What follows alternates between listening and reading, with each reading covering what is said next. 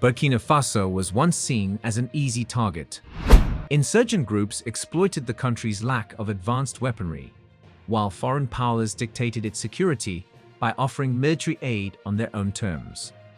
The result was a cycle of instability, dependence, and constant threats without the ability to truly change the situation. That was the past. Everything changed when Captain Ibrahim Traoré took charge. His leadership was not about pleading for assistance or making empty promises. It was about action. He understood that Burkina Faso's survival depended on one thing: self-reliance in defense. Instead of waiting for external help, he went directly to global suppliers of military power. Countries like Russia, China, Serbia, Romania, and Turkey provided Burkina Faso with the arms it needed to defend itself. This was not just a matter of purchasing weapons. It was a strategic realignment.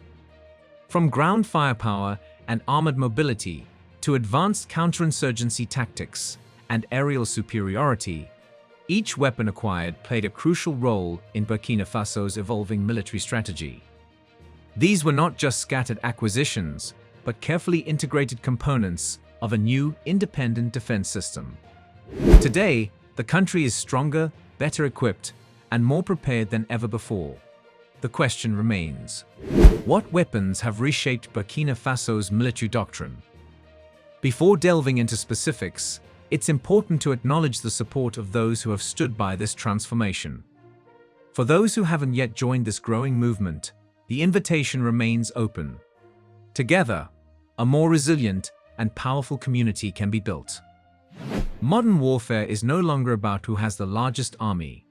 It's about who controls the battlefield before the enemy even knows what is happening. This shift has made drones like the Bayraktar Akanji the most formidable asset in Burkina Faso's arsenal. The country's greatest weapon is not a tank, a cannon, or a missile, but an unblinking eye in the sky. However, intelligence alone is not enough. The Akanji doesn't just detect threats, it eliminates them. Armed with explosives and precision-guided missiles, this drone strikes with unmatched accuracy. Unlike traditional airstrikes that rely on costly fighter jets and complex operations, the Akanji can launch attacks at any time, from anywhere, with devastating efficiency. This single weapon has revolutionized warfare in Burkina Faso. Previously, insurgents relied on hiding in remote areas, assuming national forces couldn't locate them. That tactic is now obsolete with the Akanji constantly patrolling overhead. But Burkina Faso's air force doesn't rely on just one drone. While the Akanji dominates the skies from high altitudes, another lethal weapon operates closer to the ground with unmatched speed and precision: the TB2 Bayraktar. If the Akanji is the all-seeing guardian, the TB2 is the relentless executioner. This drone has already proven its effectiveness in conflicts in Libya, Syria, and Nagorno-Karabakh, crippling enemy forces with targeted strikes. Now, Burkina Faso is deploying it to destroy insurgent supply lines, eliminate high-value targets, and neutralize enemy strongholds. What makes the TB2 especially terrifying is its stealth. It approaches undetected, locks onto its target, fires a precision-guided missile, and disappears before the enemy even realizes what has happened. No warning, no escape, only destruction remains. Together, the Akanji and TB2 have granted Burkina Faso an unprecedented level of aerial dominance, a feat no other West African nation has achieved. However, drones alone cannot hold territory. To fully secure its borders and ensure lasting stability, Burkina Faso also needs formidable ground firepower, and that is exactly what it is building. Add your voice to the total liberation of Africa by leaving a comment in the comments section below. Do not forget to like and subscribe for more informative videos like this one. Let's proceed. As enemy forces approach, Burkina Faso unleashes the Deshka heavy machine gun, a battlefield legend that has shaped the outcomes of wars for generations. From World War II to the Korean and Vietnam Wars, from conflicts in the Middle East to battles across Africa, the Deshka has proven its might. Its reputation is built on sheer, relentless firepower. Unlike standard infantry weapons designed for close combat, the Deshka is a beast built for heavy warfare. It fires massive 12.7mm rounds capable of tearing through armored vehicles, piercing enemy aircraft, and obliterating fortifications from hundreds of meters away. In the hands of Burkina Faso's forces, this weapon is a game changer. The Deshka serves as a frontline defense against enemy attacks. It can be mounted on tactical vehicles, armored personnel carriers, and fortified positions, ensuring that Burkina Faso's forces have overwhelming firepower wherever they operate. Mobile combat units rely on it to secure convoys and dominate the battlefield, while soldiers in remote outposts use it to protect key locations. Insurgents in the Sahel have long relied on speed, ambush tactics, and the use of technical trucks, pickup vehicles armed with machine guns, to launch swift assaults before vanishing into the vast desert. Their strategy has always been to overrun lightly defended positions before reinforcements can arrive. But the Deshka changes the rules. It neutralizes the enemy's greatest strength, mobility. A single burst from this heavy machine gun can turn an entire convoy of technical trucks into burning wreckage. The Deshka's high rate of fire and long-range accuracy allow it to strike before the enemy is even within effective range. Its versatility makes it even more powerful. It can be mounted at military outposts to repel surprise raids, positioned on watchtowers for 360-degree protection, or attached to mobile units to ensure that Burkina Faso's soldiers always have firepower on the move. Even enemy aircraft are not safe. In past conflicts, the Deshka has been used to bring down low-flying planes and helicopters, making it an improvised air defense weapon in areas lacking advanced missile systems. Burkina Faso's decision to deploy the Deshka is not just about firepower. It is a strategic shift. Insurgents who once relied on hit-and-run tactics now face an opponent that can strike first, strike hard, and strike from a distance. No enemy vehicle can advance uncontested, no ambush goes unanswered, and no attacker escapes unscathed. The battlefield has changed.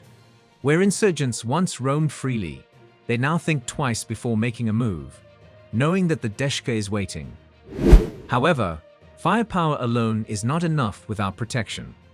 To ensure battlefield dominance, Burkina Faso has reinforced its military with the WMA-300 and one armored fighting vehicle, one of the most powerful armored vehicles in its history. Wars are not won by firepower alone. Mobility is essential. That is why Burkina Faso has invested in the WMA-301, a vehicle designed for destruction, defense, and speed. Unlike traditional tanks, the WMA-301 is built for the African landscape. It offers protection against enemy fire, landmines, and IEDs, while maintaining speed and maneuverability. With its 105mm cannon, it can destroy enemy fortifications, eliminate armored threats, and clear the way for ground forces. Burkina Faso has strategically deployed these vehicles to reinforce military outposts and launch offensives against insurgent hideouts in frontline battles. But what happens when the fight moves into urban areas? That is where Burkina Faso's next weapon comes into play, the VP-11 armored vehicle. Not all battles occur in open deserts. Some of the most intense combat takes place in narrow city streets, where enemies hide in buildings and engage in close-range assaults. The VP-11 is built for precisely these situations. Compact, fast, and nearly indestructible, it is designed for urban warfare. Its armor deflects bullets, absorbs explosions, and allows it to navigate tight spaces, giving Burkina Faso's troops a significant advantage in city battles. The VP-11 can smash through barriers, drive straight into enemy-held areas, and deploy heavily armed troops directly into the heart of an ambush. For counterinsurgency missions, it is a game-changer. With a combination of aerial dominance, heavy ground firepower, and state-of-the-art armored protection, Burkina Faso has built a formidable military force. Its enemies can no longer rely on past tactics. The battlefield has been reshaped. In this new era of warfare, Burkina Faso stands stronger, better equipped, and more prepared than ever before. However, defense alone is not always enough. Sometimes, the best strategy is to strike first. And this is where Burkina Faso's artillery power becomes a decisive factor. The APR-40 multiple rocket launcher plays a crucial role in this approach. War is not just about close combat and small skirmishes. It often demands destruction from a distance. Conventional weapons are ineffective when enemies hide behind hills, deep within forests, or inside fortified positions. In such cases, overwhelming firepower is required. This is why Burkina Faso acquired the APR-40, a powerful system capable of obliterating enemy positions in seconds. This is not just a firearm or a drone attack. It is a relentless storm of rockets that leaves nothing standing. The APR-40 can unleash 40 rockets in under 20 seconds, striking targets located dozens of kilometers away. There is no warning, no time for the enemy to react, only total devastation. This weapon is not just about eliminating enemy forces. It is also a tool of psychological warfare. When insurgents hear the deafening roar of incoming rockets, they do not retaliate, they flee. History has shown how effective this tactic is in disrupting enemy formations and breaking their morale, as seen in conflicts in Angola and Mozambique. Now, Burkina Faso stands among the nations capable of delivering precision artillery strikes against its enemies. Yet, even with the power of rocket artillery, ground forces still face a major challenge: hostile aircraft. For years, Burkina Faso was vulnerable to airborne threats. Enemy fighter jets, drones, and attack helicopters could enter its airspace at will, gathering intelligence, launching surprise attacks, and controlling the battlefield from above. That weakness is now a thing of the past.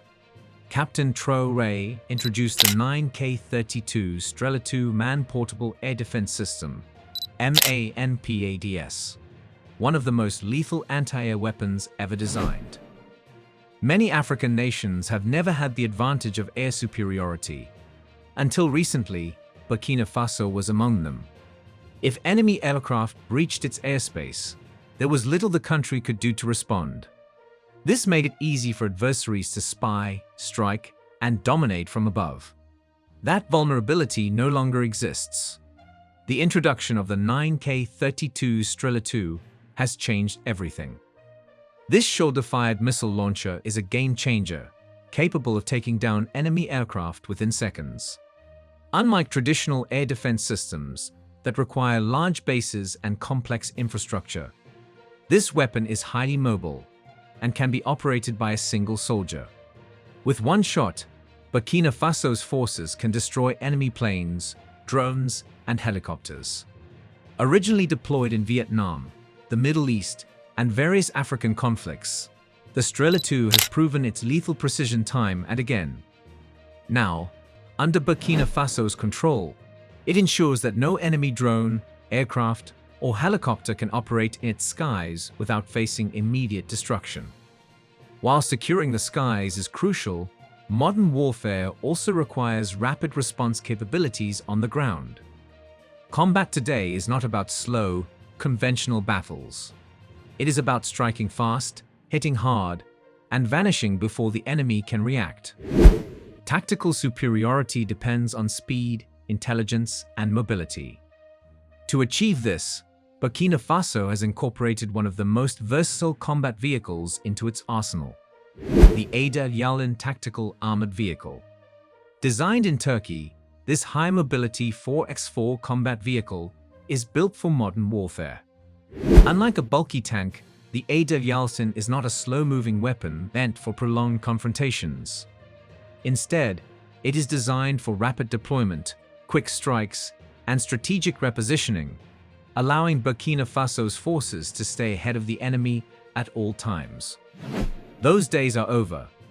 Burkina Faso is no longer a passive player in West Africa's conflicts. It has evolved into a formidable military power, capable of defending itself without relying on foreign intervention. Captain Ibrahim Traoré has ushered in an era of military independence, strategic foresight, and national self-reliance. The transformation is evident, not just in the weapons it has acquired, but in the way it wields them. The Burkina Faso army is no longer reactive. It is proactive, striking before threats can materialize, neutralizing insurgents before they can regroup, and securing borders before they can be breached. The Yaladin tactical vehicle is a prime example of this shift.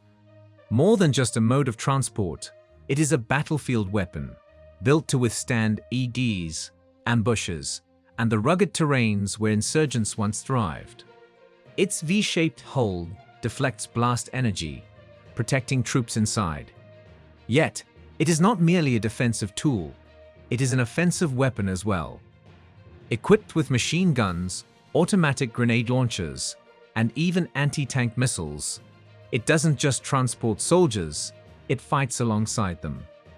Whether in border patrol missions, urban combat scenarios, or rapid deployment raids, the Yaladin has given Burkina Faso's forces unmatched battlefield mobility. Speed, intelligence, and strategic agility define the nation's new approach to warfare. Unlike large countries that rely on conventional heavy tank divisions, Burkina Faso's military strikes with precision, maneuverability, and overwhelming efficiency. Insurgents who once believed they could escape into remote hideouts now find themselves pursued relentlessly. The terrain that once provided them shelter now offers no escape. Whether in dense forests, rocky mountains, or open desert, Burkina Faso soldiers can reach their enemies quickly, strike hard, and disappear before retaliation is even possible. The country's transformation extends beyond firepower. Military training has undergone a complete overhaul. No longer dependent on foreign advisors to direct operations, Burkina Faso's troops have mastered modern combat techniques. Training programs in China and Turkey have equipped them with expertise in drone-assisted reconnaissance, urban warfare, and counterinsurgency tactics. Special forces units have learned to execute tactical ambushes, synchronize drone strikes, and conduct precision armored assaults. The army now functions as a self-sufficient force, capable of planning, executing, and winning engagements without waiting for external approval or assistance. Burkina Faso's enemies, both internal and external, did not anticipate this level of transformation. They expected the country to remain weak, divided, and reliant on foreign support. They believed they could manipulate its military through economic pressures, political influence, and selective military aid. They were wrong. Under Captain Ibrahim Traoré, Burkina Faso has not only secured its borders, but has also rewritten its own destiny. The days of Western military dependency are gone. The era of being an easy target for insurgents is over. Burkina Faso is no longer a pawn on a geopolitical chessboard. It is now a force to be reckoned with, an independent power shaping its own future, ready to meet any threat head-on, with strength, strategy, and absolute resolve. Burkina Faso has entered a new era, one defined by strength, sovereignty, and strategic independence. No longer at the mercy of foreign powers or insurgent threats, the nation has built a military force equipped with cutting-edge technology, advanced weaponry, and highly trained soldiers. This is not the Burkina Faso of the past. It is a fortress, standing firm against its adversaries, ready to defend its people on its own terms. For the first time, it is not Burkina Faso that fears its enemies. It is its enemies that now fear Burkina Faso. The question is no longer whether the country can defend itself, but rather what its transformation means for the rest of Africa. Should other African leaders follow in Captain Traoré's footsteps? Does true sovereignty come from military self-reliance, or is there more to securing a nation's future? We want to hear your thoughts. Join the conversation in the comments below as we continue to explore Africa's rich history culture, and the ongoing fight for true independence.